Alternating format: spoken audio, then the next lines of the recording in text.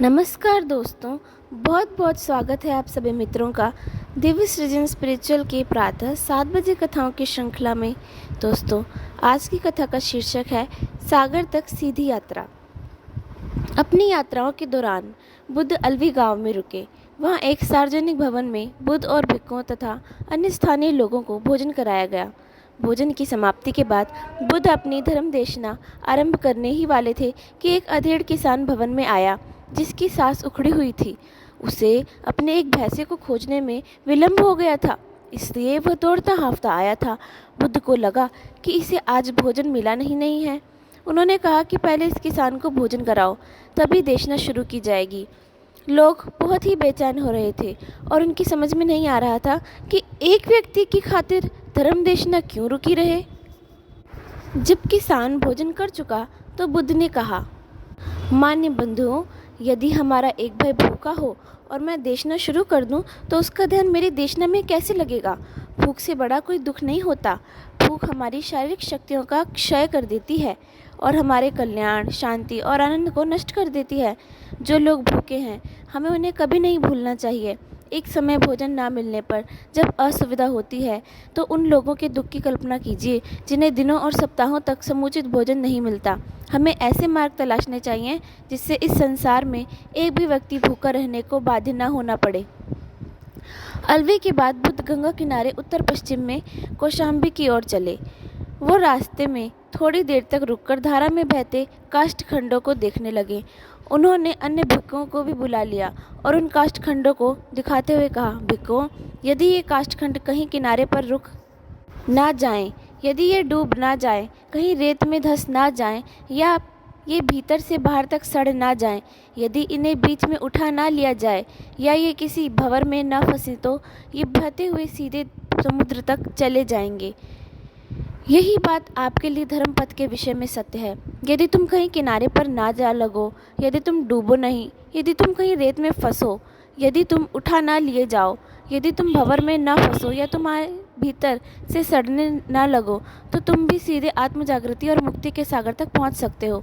भिक्षुओं ने कहा, गुरुदेव, कृपया अपने कथन को पूर्णतः स्पष्ट करने का अनुग्रह कीजिए। किनारे रुक जाना, डूब जाने या रेत में धंस जाने से आपका क्या मतलब है? बुद्ध ने उत्तर देते हुए कहा, नदी के किनारे रुक जाने का अर्थ है 6 इंद्रियों और उनके विषयों में फंस जाना। परिश्रम पूर्वक साधना करने से आप में ये विचार नहीं आने पाएंगे जिनके कारण इंद्रियों और उनके विषयों के बीच संपर्क होता है। डूब जाने का अर्थ है इच्छा आकांक्षाओं का दास हो जाना है, जिससे आपकी साधना करने की क्षमता का क्षरण हो जाता है। रेत में फंस जाने का अर्थ है स्वार्थी हो जाना, सदैव अपनी ही इच्छाओं, अपने ही लाभ की तथा अपनी ही प्रतिष्ठा की बात सोचना और आत्म जागृति के लक्ष्य को भूल जाना। जल से निकाल लिए जाने का अर्थ है साधना अभ्यास के स्थान पर स्वयं को निरुद्देश बना लेना और घटिया लोगों की संगति में घूमते फिरना। भंवर में फंसने का अर्थ है 5 प्रकार की इच्छाओं, सुस्वादु भोजन, विषय वासना, वितृष्णा, यशेषणा और निद्रा में फंसे रहना। भीतर से सड़ने का अर्थ है दिखावे के सद्गुणों वाला जीवन जीना, संघ को धोखा देना और धर्म को अपनी इच्छा आकांक्षाओं की पूर्ति के लिए प्रयोग करना। भिक्षुओं, यदि आप लोग परिश्रम पूर्वक साधना करो और इन 6 भ्रमजालों में ना फंसो तो तुम निश्चित ही संबोधि का फल प्राप्त कर सकते हो। ठीक उसी तरह जिस तरह बहता काष्ठखंड सभी बाधाओं से बचता हुआ समुद्र तक पहुंच जाता है। जब बुद्ध भिक्षुओं को ये सब समझा रहे थे तो पास खड़ा एक चरवाहा युवक ये सुनने के लिए रुक गया था। उसका नाम नंद था। वह बुद्ध की देशना से इतना प्रभावित हुआ कि उसने भिक्षुओं के पास जाकर प्रार्थना की कि उसे भी शिष्य बना लिया जाए। उसने कहा, गुरुदेव, मैं इन बंधुओं के समान भिक्षु बनना चाहता हूँ और धर्म मार्ग अपनाना चाहता हूँ। मैं वचन देता हूँ कि मैं सद्धर्म मार्ग का अध्ययन करूँगा। न किनारे पर फंसूंगा, न डूबूंगा, न रेत में फंसूंगा, न जल से निकाला जा सकूंगा, न भंवर में पड़ूंगा और न भीतर से स्वयं को सड़ने दूंगा। कृपया मुझे भी अपना शिष्य बना लीजिए। बुद्ध युवक को देखकर प्रसन्न हुए। वह समझ गए कि ये युवक क्षमतावान और परिश्रमी है, लेकिन संभवतः अशिक्षित या अल्प शिक्षित है। बुद्ध ने स्वीकृति देते हुए कहा, पूछा, तुम्हारी आयु क्या है? नंद ने कहा कि 16 वर्ष। तो बुद्ध ने पूछा कि क्या तुम्हारे माता पिता जीवित हैं? इसके उत्तर में नंद ने बताया कि वे दोनों मर चुके हैं। मेरा कोई परिवार नहीं है। मैं एक धनी व्यक्ति के यहाँ आश्रय पाकर उसके भैंसों की देखभाल करता हूँ। बुद्ध ने पूछा, क्या तुम दिन में एक बार भोजन करके रह सकते हो? ऐसा तो मैं बहुत सालों से कर रहा हूँ। बुद्ध ने कहा, सिद्धांततः तुम्हें संघ में तभी सम्मिलित किया जा सकता है जब 20 वर्ष की आयु हो जाए। कोई भी युवा 20 साल से पहले इतना समझदार नहीं हो पाता कि वह गृह त्याग कर भिक्षु जीवन व्यतीत कर सके। लेकिन तुम साधारण युवकों से अलग हो। मैं कहूँगा कि संघ समुदाय तुम्हारे लिए इस शर्त में ढील दे दे। तुम 4 वर्षों तक श्रामणेर की भांति साधना अभ्यास करोगे। इसके बाद तुम्हें पूर्ण प्रवज्ञा दे दी जाएगी। पैसों को मालिक के घर छोड़ जाओ और उससे नौकरी छोड़ देने की अनुमति ले लो। तब तक हम यही प्रतीक्षा करेंगे। युवक ने कहा, गुरुदेव, इसकी आवश्यकता नहीं है। ये भैंसे बड़े आज्ञाकारी हैं। ये मेरे हाके बिना ही अपने स्थान तक चले जाएंगे। बुद्ध ने कहा, नहीं, इन्हें तुम स्वयं लेकर जाओ और अपने मालिक के संग में सम्मिलित होने की अनुमति लेकर आओ।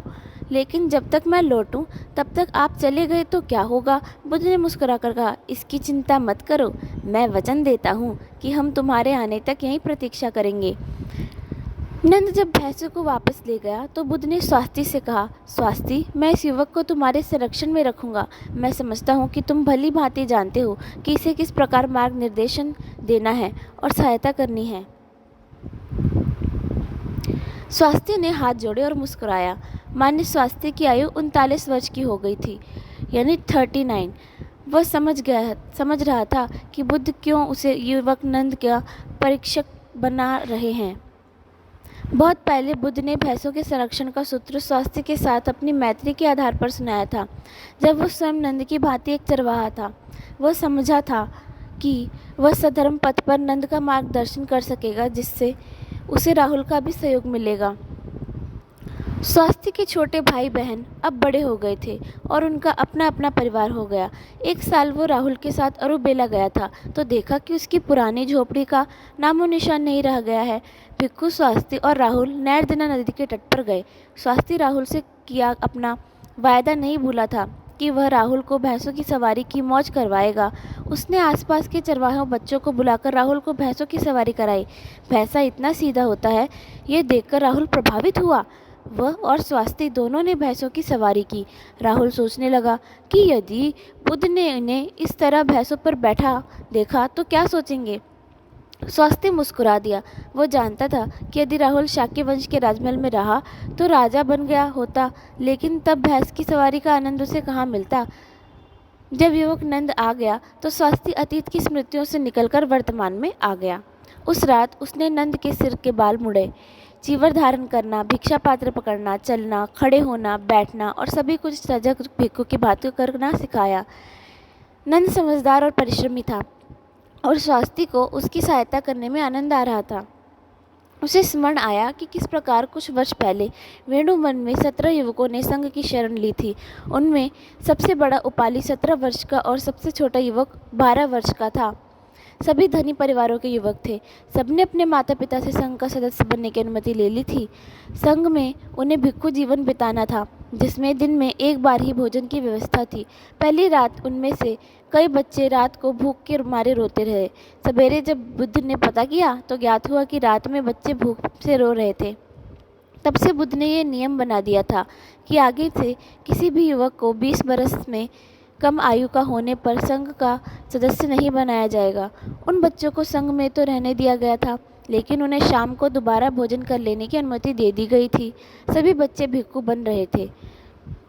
उनमें से जो सबसे कम उम्र का बच्चा था, उसकी आयु अब 20 वर्ष की हो गई थी।